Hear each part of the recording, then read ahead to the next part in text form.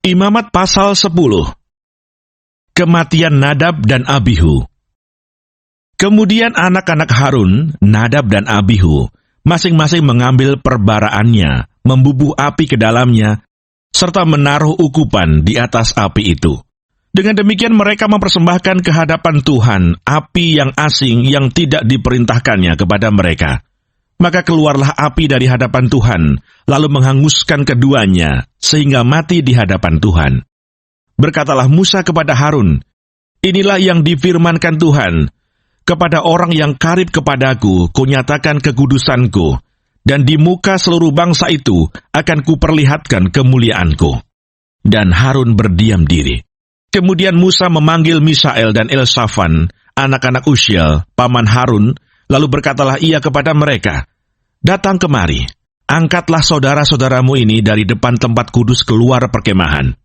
Mereka datang dan mengangkat mayat keduanya, masih berpakaian kemeja, keluar perkemahan, seperti yang dikatakan Musa. Kemudian berkatalah Musa kepada Harun dan kepada Eleazar dan Itamar, anak-anak Harun, "Janganlah kamu berkabung dan janganlah kamu berduka cita, supaya jangan kamu mati dan jangan Tuhan memurkai segenap umat ini. Tetapi saudara-saudaramu, yaitu seluruh bangsa Israel, merekalah yang harus menangis karena api yang dinyalakan Tuhan itu. Janganlah kamu pergi dari depan pintu kemah pertemuan, supaya jangan kamu mati, karena minyak urapan Tuhan ada di atasmu." Mereka melakukan sesuai dengan perkataan Musa. Larangan tentang minuman keras bagi imam yang menyelenggarakan kebaktian. Tuhan berfirman kepada Harun, "Janganlah engkau minum anggur atau minuman keras, engkau serta anak-anakmu, bila kamu masuk ke dalam kemah pertemuan, supaya jangan kamu mati. Itulah suatu ketetapan untuk selamanya bagi kamu turun-temurun. Haruslah kamu dapat membedakan antara yang kudus dengan yang tidak kudus, antara yang najis dengan yang tidak najis. Dan haruslah kamu dapat mengajarkan kepada orang Israel segala ketetapan yang telah difirmankan Tuhan kepada mereka dengan perantaraan Musa." Bagian imam dari korban.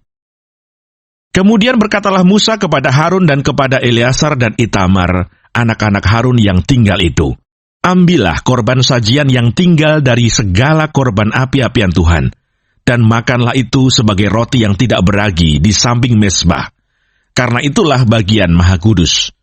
Haruslah kamu memakannya di suatu tempat yang kudus, karena itulah ketetapan bagimu dan anak-anakmu dari segala korban api-apian Tuhan, sebab demikianlah diperintahkan kepadaku. Dada persembahan unjukan dan paha persembahan khusus itu haruslah kamu makan di suatu tempat yang tahir. Engkau ini serta anak-anakmu laki-laki dan perempuan, karena semuanya diberikan sebagai ketetapan bagimu dan anak-anakmu dari segala korban keselamatan orang Israel. Paha persembahan khusus dan dada persembahan unjukan itu haruslah dibawa mereka ke tempat segala korban api-apian yang dari lemak itu, supaya dipersembahkan sebagai persembahan unjukan di hadapan Tuhan. Itulah suatu ketetapan untuk selamanya bagimu serta bagi anak-anakmu, seperti yang diperintahkan Tuhan. Kemudian Musa mencari dengan teliti kambing jantan korban penghapus dosa itu, tetapi ternyata kambing itu sudah habis dibakar. Sebab itu dimarahinya lah Eleazar dan Itamar, anak-anak Harun yang tinggal itu, katanya, "Mengapa tidak kamu makan korban penghapus dosa itu di tempat yang kudus? Bukankah itu sesuatu bagian maha kudus, dan Tuhan memberikannya kepadamu, supaya kamu mengangkut kesalahan umat itu dan mengadakan pendamaian bagi mereka di hadapan Tuhan? Lihat, darahnya itu tidak dibawa masuk ke dalam tempat kudus. Bukankah seharusnya kamu memakannya di tempat kudus, seperti yang telah kuperintahkan?" Lalu berkatalah Harun kepada Musa, "Memang benar, pada hari ini mereka telah mempersembahkan korban penghapus dosa dan korban bakaran mereka ke hadapan Tuhan. Tetapi hal-hal seperti tadilah yang kualami. Jikalau pada hari ini aku memakan juga korban penghapus dosa, mungkinkah hal itu disetujui oleh Tuhan?"